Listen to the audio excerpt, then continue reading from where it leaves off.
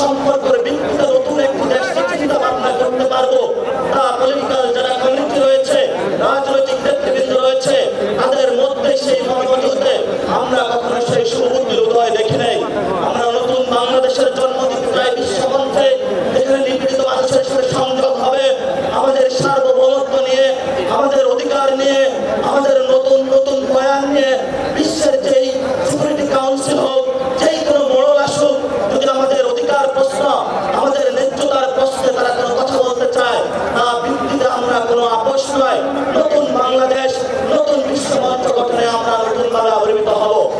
সংগ্রামী জনতা এবং উপস্থিতি, আপনারা জানেন দক্ষিণ এশিয়াতে আমরা একটি জাতিগত বৈষম্যের মধ্য দিয়ে যাচ্ছি।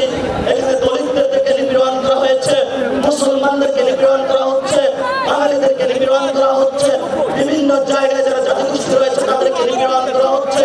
দক্ষিণ এশিয়ার যে শান্তি প্রতিষ্ঠা, আঞ্চলিক সার্বভৌমত্ব রক্ষা, সেখানে বাংলাদেশ নতুন করে এনসিপির নেতৃত্বে নতুনভাবে নেতৃত্ব গ্রহণ করতে চায়। সর্বশেষ যে কথাটি বলবো, আমরা একটি ন্যায্যতা এবং সমতা, মিউচুয়াল রেসপেক্টের ভিত্তিতে একটি ফরেন পলিসি চাচ্ছি। আমরা কোনো রাজনৈতিক ফরেন পলিসি চাচ্ছি না। এবং আমাদের যে ভাইরা দেশে ডায়াসপোরার মধ্যে রয়েছেন, বিদেশে চাকরি করছে বাইরে এবং বাংলাদেশে রেমিটেন্স পাঠাচ্ছেন, আমরা সেখানে একটি কাব্যিক ভাষায় বলবো। কবি বলেছিলেন, যেখানেই বসন্ত তোমার সেখানেই সীমান্ত আমার। আমরা বলবো, যেখানেই বাঙালি আমার, যেখানেই মুসলমান আমার, যেখানেই বাংলাদেশিরা আমার, সেখানেই সীমান্ত আমার। আমাদেরকে যতটুকু সীমান্ত দিয়েছেন, আমরা যেখানে বাংলাদেশিরা বসবাস করে সবাইকে নিয়ে নতুন বিশ্ব গঠন করতে চাই।